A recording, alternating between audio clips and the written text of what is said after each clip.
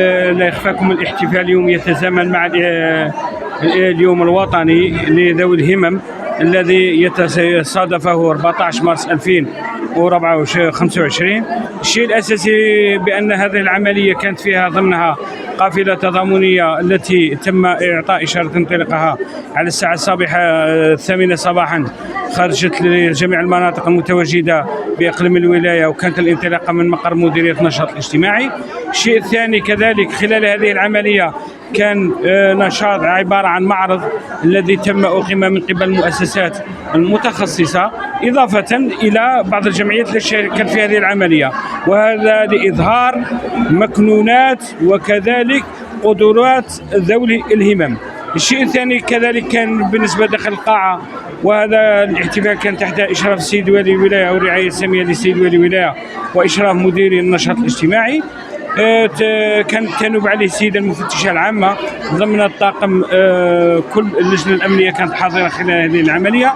الشيء اللي بغيت نأكد عليه أن الاحتفالية كانت أعطت بعد اجتماعي ثقافي للنشاطات التي تميز بها أطفال التوحد وكذلك الأطفال التخلف الذهني المتواجدين بالمؤسسات المتخصصة، إضافة إلى توزيع ما يقرب من 14 كرسي متحرك فيها كهربائي، فيها ديبوزات، فيها EMC عبر كل الفئات حتى المسنين تم أخذهم بعين الاعتبار هذه الاحتفالية.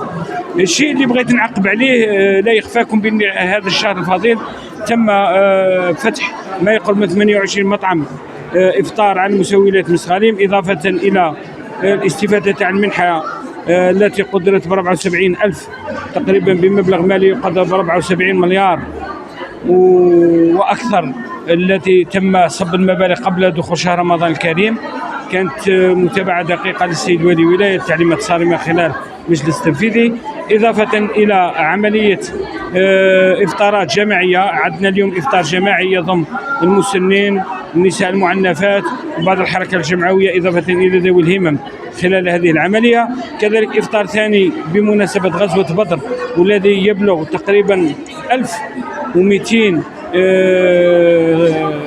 صائم الذي يحضر هذه العملية بمختلف شرائح المجتمع، إضافة إلى إفطار جماعي آخر الذي يتزامن مع 24 من شهر رمضان الكريم، الذي سيقام بلابلاسات للسنتر فيل دو لا ولاية دو موسلاكانم، الذي يفوق 500 وجبة تقدم على الطاولة بحضور جميع الفئات المتواجدة على مستوى ولاية مسغاليم، إضافة إلى كذلك إفطار جماعي واحتفالية بمناسبة ليلة القدر، والقيام بعملية اختتان ما يقرب من 140 طفل الذين سيتوجهون خلال هذه الاحتفالية، وتوزيع ما يقرب من 400 ملابس العيد التي تتوزع على جميع الفئات المتواجدة على مستوى الولاية. وشكرا.